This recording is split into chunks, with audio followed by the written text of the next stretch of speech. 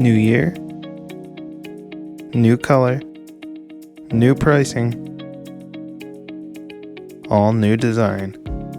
I'm Jason, and this is the freshly redesigned 2023 High Rider Revolutionary vehicle. So the first thing to note is that this was no longer sharing a platform with the Honda Fit like the last gen was, since the Fit isn't here anymore.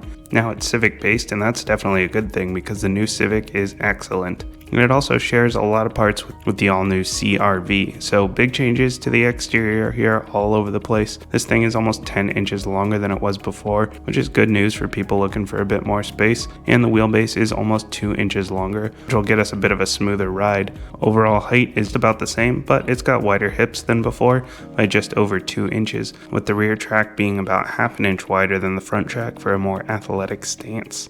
The mirrors have been moved down to the doors for better visibility, and we're looking at blind spot monitoring with rear cross traffic alert on the upper two trims. These wheels here are 17s for the LX and the EXL. Those bump up to 18s for the sport trim, and the sport trim will actually get you a different design and some gloss black. The LX and EXL will just have slightly different finishes to set them apart from each other.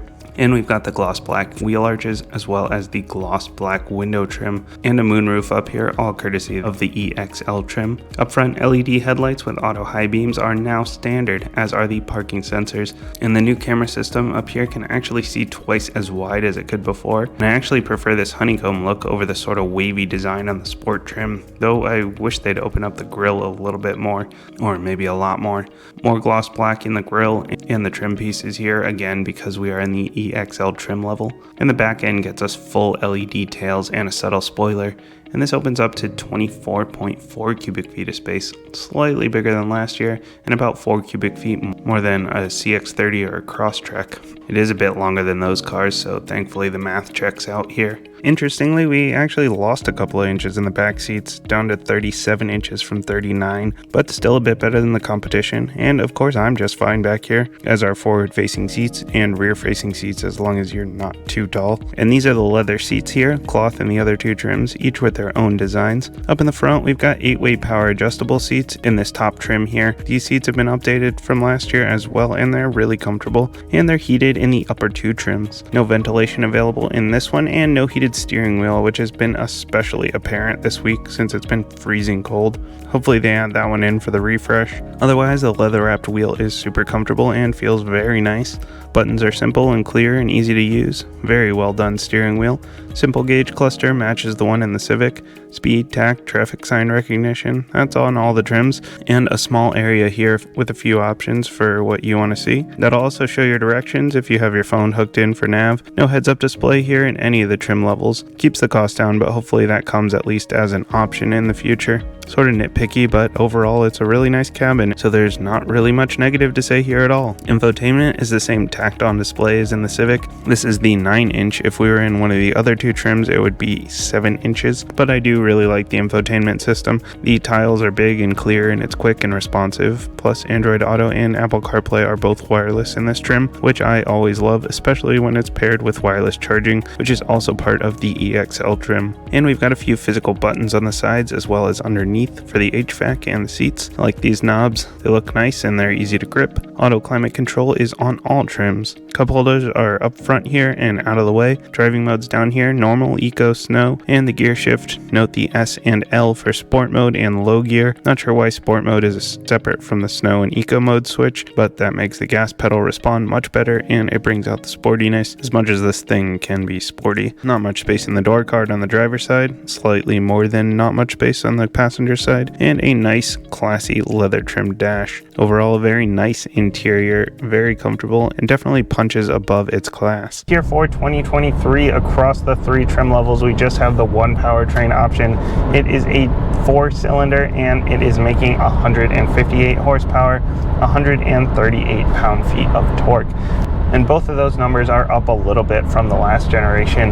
Now the car is heavier overall, so it is a little bit of a wash. We are on the new global architecture, with the use of lighter weight materials, high strength adhesives, things to bring the weight down, but the car is bigger overall. So we're still sitting around 3,300 pounds here in this all-wheel drive version, 3,100 in the front-wheel drive version, and we're about 200 pounds heavier than the last generation. I was kind of hoping to see that 1.5 liter turbo in the sport trim like we get with the sport trim of the Civic, just to better compete with the CX-30 turbo. But it is plenty fine around town. It's got a lot of low-end grunt, so it's perfectly fine driving around town, and if you pop it into sport mode, it does even better here on the shifter.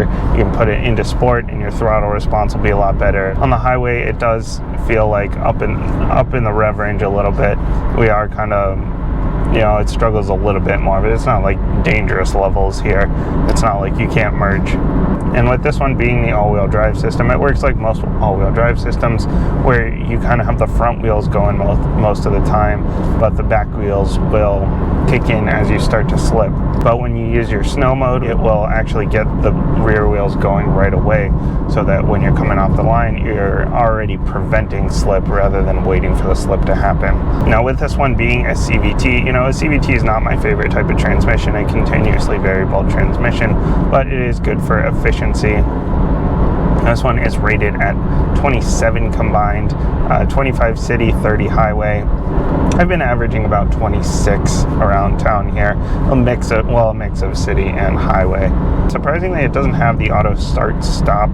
A lot of cars have that, including the Civic Si, so I'm a little bit surprised that that this one here doesn't have that auto start stop, but I usually turn that feature off, so not too big of a deal, but it would help with the efficiency, I'm sure. And we also have a lot of great safety features here. This one has adaptive cruise, full speed adaptive cruise, and includes your traffic jam assist, which is basically your stop and go traffic helper, and that is on any of the 3 trim levels here, and it works well. Been using the adaptive cruise on the highway, and it's not very aggressive. It'll give you quite a few car lengths from the person in front of you. So if you're in an area with aggressive drivers that like to get in every single gap, you know, it's going to leave a big gap, so you might not use it there.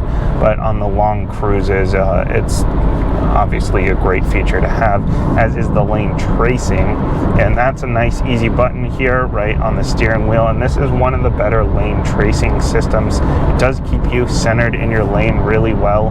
This one and the Hyundai system have been the best of the lane centering systems that I've tried out. Now, one thing that I really like here is the steering. Actually, they've updated the steering rack. It's still an electric power steering rack, but it has some good feedback to it. It has some good feel to it. It's got a little bit of resistance to it. This is something that you know, Mazda has kind of excelled at. They've got these like sort of interiors that punch above their weight class, and the steering actually gives you good feedback, and it's actually they handle well. This is you know, Honda is coming back for this stuff. It's like they're leapfrogging Mazda to take this back. The ride quality in here, it is better than before.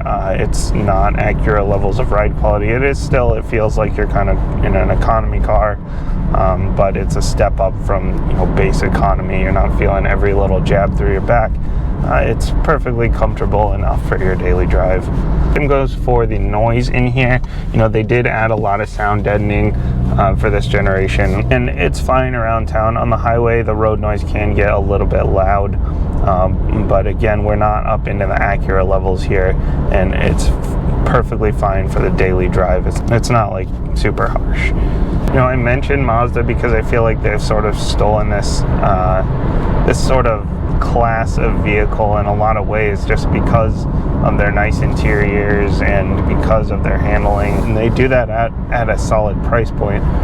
But with the latest round of updates here that Honda has made, this is one where, you know, unless you're going for a turbo trim, this might be the better option. This is definitely one you're going to want to cross shop. In terms of space, this thing clearly wins. It just has so much more space than the rest of the subcompact SUVs. Daily duty, daycare drop-off, grocery getting, with an upscale interior and updated driving dynamics, around town is where this car shines best.